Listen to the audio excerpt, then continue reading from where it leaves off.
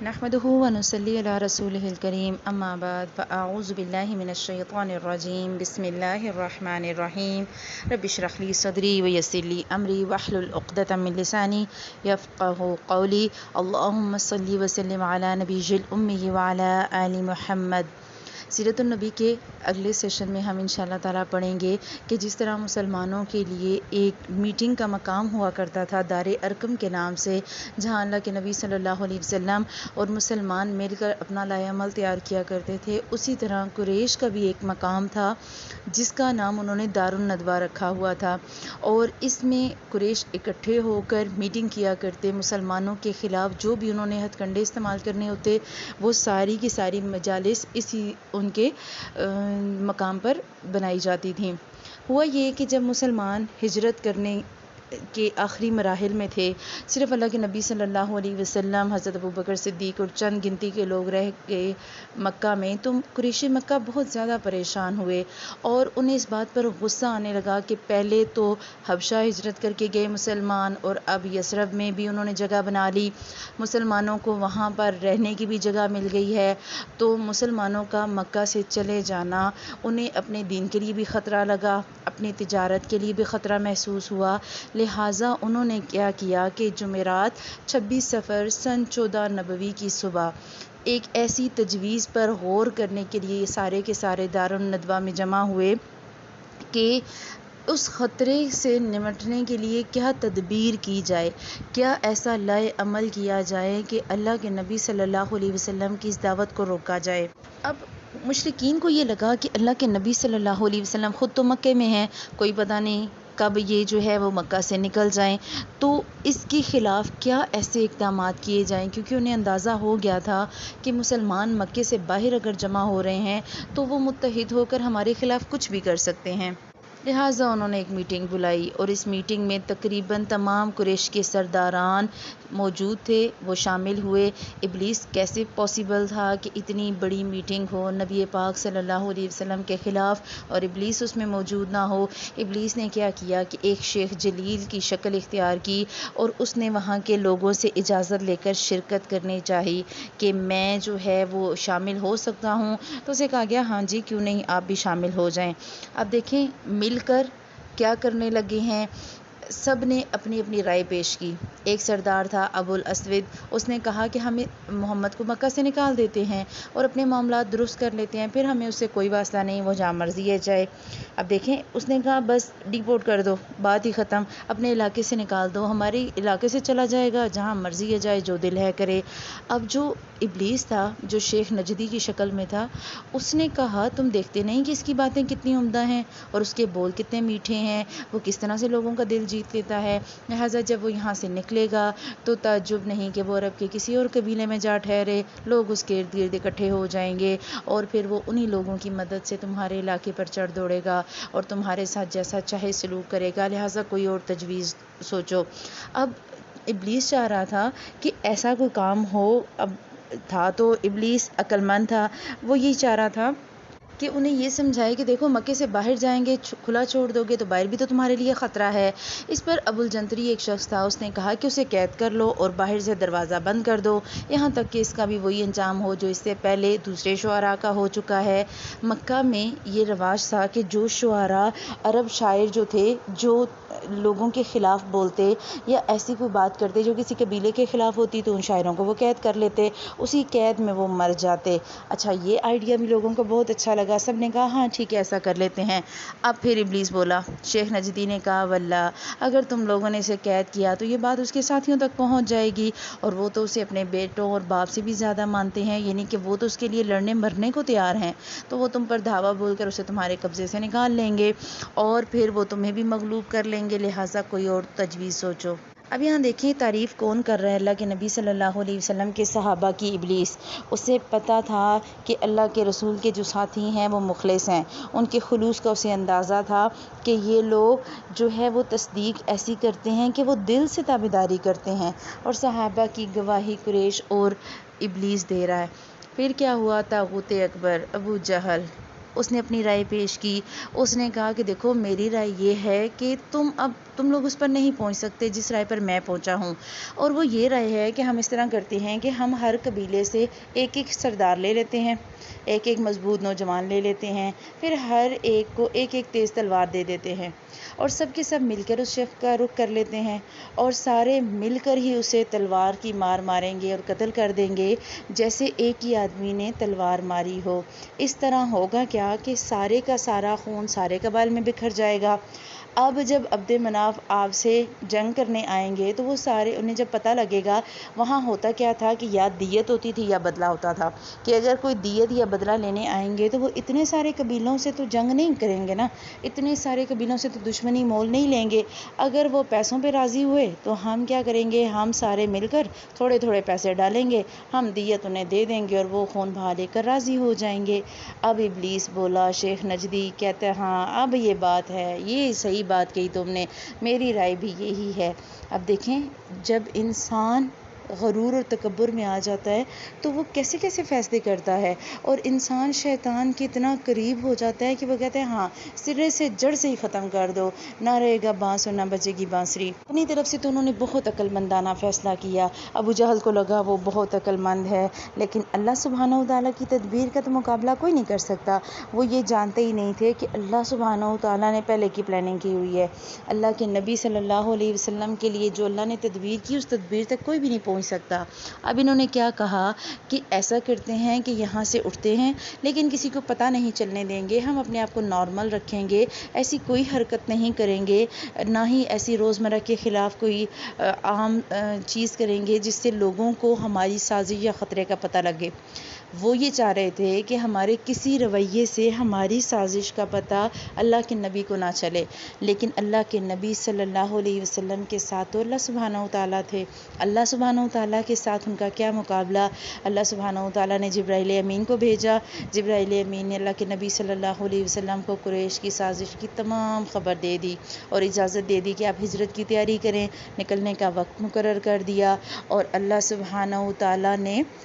تدبیر بھی بتا دی کہ کس طریقے سے آپ کو ہجرت کرنی ہے۔ اللہ کے نبی صلی اللہ علیہ وسلم کو بتا دیا گیا کہ آپ جس بستر پر سویا کرتے ہیں آج کی رات آپ اس بستر پر نہ سوئیں۔ اور ادھر ٹھیک دوپہر کے وقت جب لوگ اپنے اپنے گھروں میں آرام کیا کرتے تھے، اللہ کے نبی صلی اللہ علیہ وسلم ابوبکر صدیق کے گھر تشریف لے گئے، ان کے ساتھ ہجرت کا پروگرام طے کیا، دونوں سواریوں کا سامان نہایت تیزی سے تیار کیا گیا، اور عبداللہ بن اریقط یہ جو تھے یہ لیثی قبیلے سے تھے اور یہ ابھی تک مسلمان نہیں ہوئے تھے، ان سے انہوں نے معاملات طے کیے۔ ہوتا یہ تھا کہ مکہ سے مدینہ جانے کے لیے چونکہ صحرا تھا تو راستوں کا ہر بندے کو پتہ نہیں ہوتا تھا۔ یہ جو شخص تھا عبداللہ بن اریقط یہ راستوں کا ماہر تھا، اسے انہوں نے ہائر کیا کہ تم ہمیں راستہ دکھاؤ گے، تم 3 دن کے بعد ہمیں جبل سور کے پاس آ جانا، ملنا، اور وہیں سے ہم ہجرت کر کے جائیں گے۔ اس کے بعد اللہ کے نبی صلی اللہ علیہ وسلم واپس آئے اور اپنے روزمرہ کے کاموں میں حسب عادت لگے رہے، کسی کو محسوس نہ ہونے دیا کہ آج وہ کیا کر رہے ہیں، یا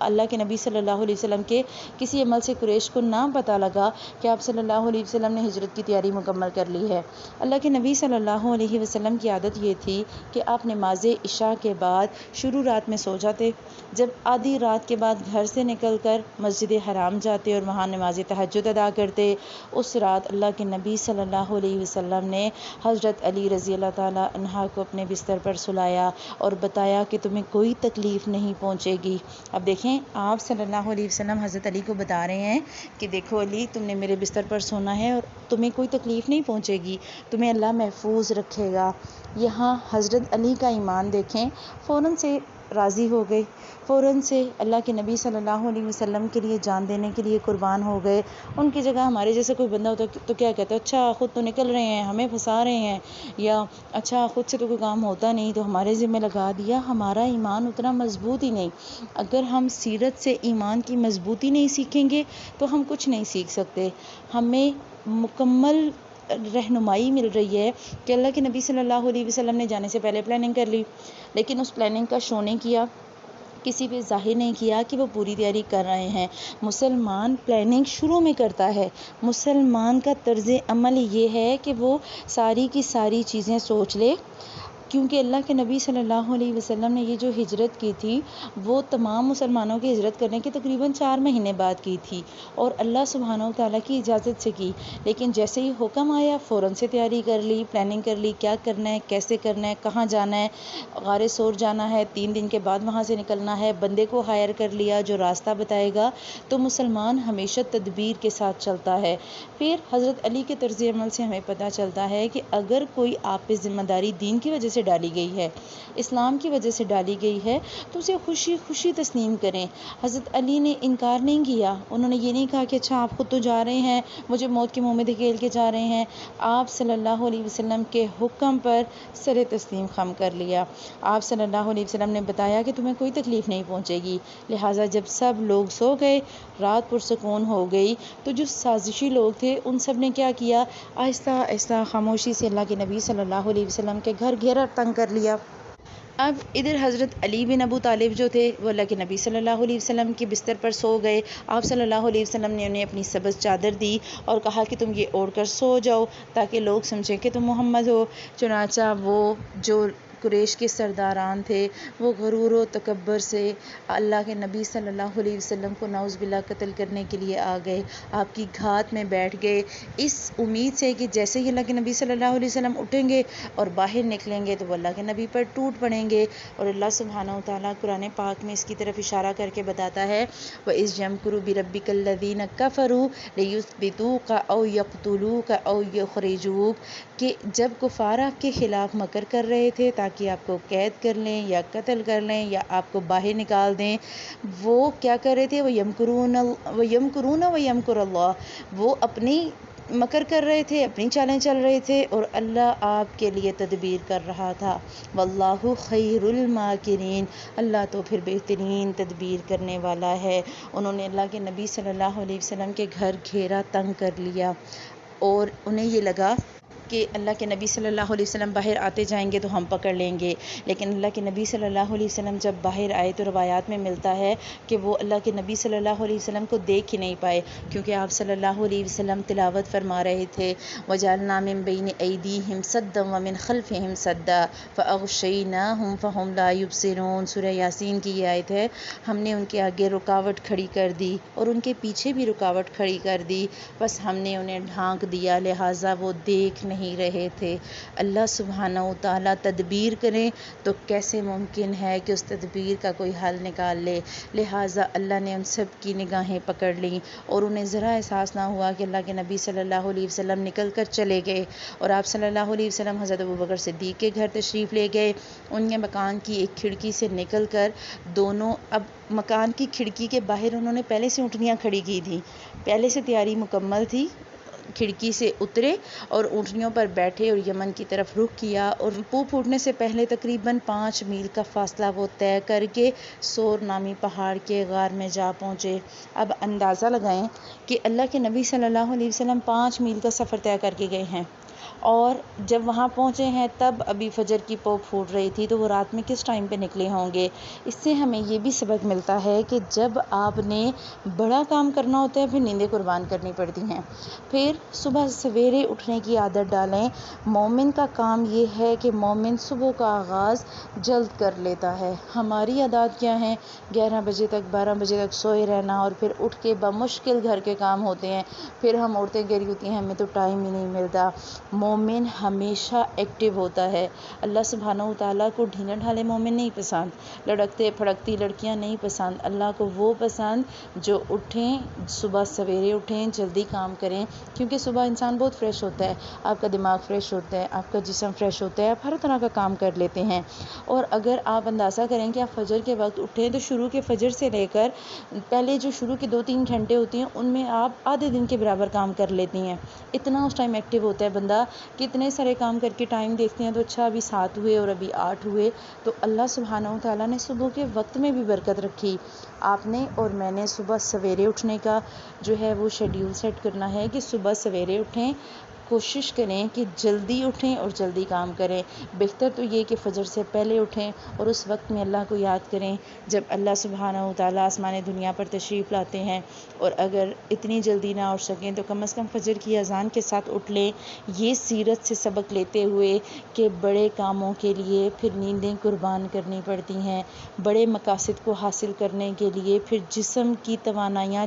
جو ہے وہ کاموں میں لگانی پڑتی ہیں۔ پھر یہ نہیں کہنا پڑتا میں تو اب تھکی ہوئی ہوں تو میرے سے اٹھنے نہیں ہوتا، تو میرے سے کام نہیں کرنے ہوتا، تو میں نے تو کل اتنا کام کیا، تو میں نے پرسوں اتنا کام کیا۔ نہیں، مومن اللہ سبحانہ و تعالیٰ کو ایکٹیو چاہیے، اور دنیا کی تھوڑی سی زندگی ہے، تھوڑی سی دنیا کی زندگی میں اگر ہم محنت کر لیں گے تو انشاءاللہ آخرت کی بہت بڑی کامیابیاں ہماری منتظر ہوں گی۔ سبحانک اللہم و بحمدک، نشہد ان لا الہ الا انت، نستغفرک و نتوب الیک۔ السلام علیکم ورحمۃ اللہ وبرکاتہ۔